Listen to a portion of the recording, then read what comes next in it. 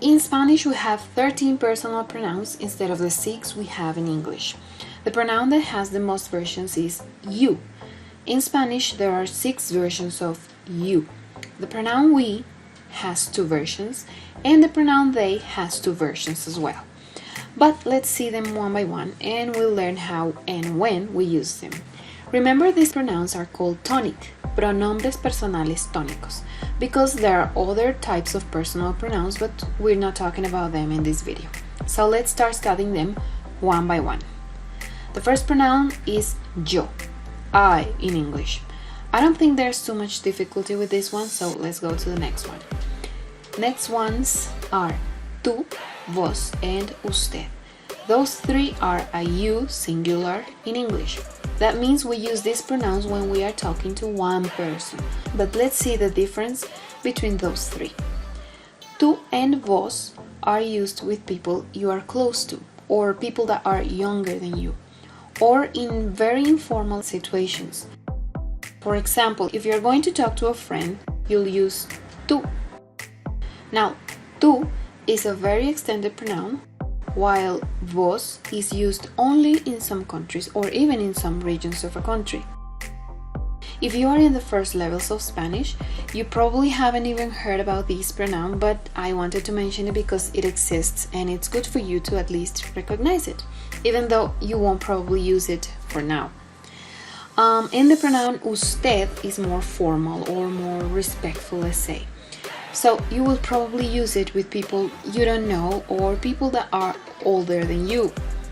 And some families speak in terms of usted, not because they are not close, but because they want to show more respect.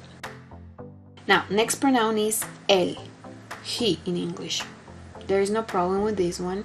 It's to talk about masculine gender. Remember, in Spanish there's gender not only for people but also for objects and animals and even ideas. Next pronoun is ella, she in English is feminine gender, no problem either.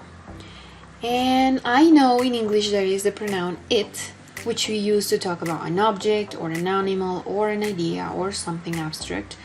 And the closest pronoun for it in Spanish would be the pronoun esto or eso, but I didn't put it in this list because it's not a personal pronoun. It's a demonstrative pronoun, and in English we also have demonstrative pronoun. It would be literally this or that. Next pronouns are nosotros and nosotras. Those are we in English. But we have one that is masculine or a mixture of masculine and feminine, and another one that is feminine.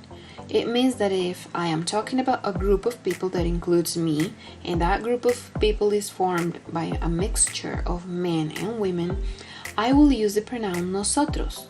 But if the group is formed only by women, then I should use the pronoun nosotras. In the second person plural group, there is vosotros, vosotras, and ustedes. You plural in English. Vosotros and vosotras are pronouns used only in Spain. It is very unusual, even weird, to find someone in Latin America who uses the pronoun vosotros and the pronoun vosotras. So if you come to a Spanish-speaking country in Latin America and you hear someone using the pronouns vosotros and vosotras, that person will probably be Spaniard, 99% sure. Anyway, if you go to Spain, vosotros and vosotras are frequently used. There's nothing weird about that. They work the same way as nosotros and nosotras. I mean, there's a masculine version, vosotros, and a feminine version, vosotras. Now, for ustedes, that is also you, plural, but this one is more used in Latin American countries. And there's no masculine and feminine version, no. If you are addressing to a group of people, you can use ustedes. It doesn't matter if that group is made of only men, only women, a mixture, it doesn't matter, okay? So now, the two last pronouns are ellos and ellas, they in English. And again, just as nosotros and nosotras or vosotros and vosotras, there is a masculine and a feminine version of the pronoun they. Ellos is masculine and ellas is feminine. Now I created this little box so you have all the information better organized. So to summarize, personal pronouns are divided into first, second, and third person. And in turn, they can be singular or plural. Some of them can even have gender, masculine or feminine. Let's review very quickly. Yo is first person, singular, neutral. It means it works for masculine or feminine. Tú and vos are second person, singular, also neutral. It means masculine or feminine. And let's say informal. Tú is more extended. All the speaking Spanish countries use tú, and vos is more localized. Only some countries and some regions use this personal pronoun. Usted is also second person, singular and neutral, but this one is more formal. Él is third person, singular, masculine. Ella is third person, singular, feminine. Nosotros is first person, plural, masculine. Nosotras is first person, plural, feminine. Vosotros is second person, plural, masculine, only used in Spain. Vosotras is second person, plural, feminine, only used in Spain too. And ustedes is also second person, plural, but neutral. It works for masculine or feminine and is more extended in Latin American Spanish-speaking countries. Ellos is third person, plural, masculine, and finally ellas is third person, plural, feminine.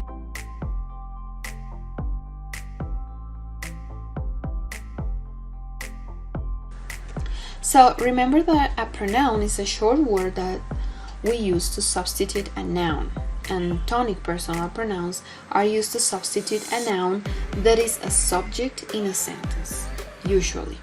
The subject means the individual who makes the action. Clara duerme todo el día, for example. The subject is Clara because it's the person who makes the action of sleeping. Clara sleeps the whole day. But remember, in Spanish, a personal pronoun won't always appear in a sentence. It doesn't mean it's not there. It is there, but in a tacit way.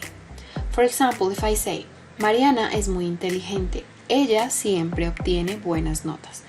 Mariana is very intelligent. She always gets good grades. Ella is the pronoun that replaces the noun Mariana. Remember, we use pronouns not to be repetitive, not to repeat Mariana all the time if we mention her many times. So if we say many things about Mariana, we will mention her name only the first time and then we use the pronoun she.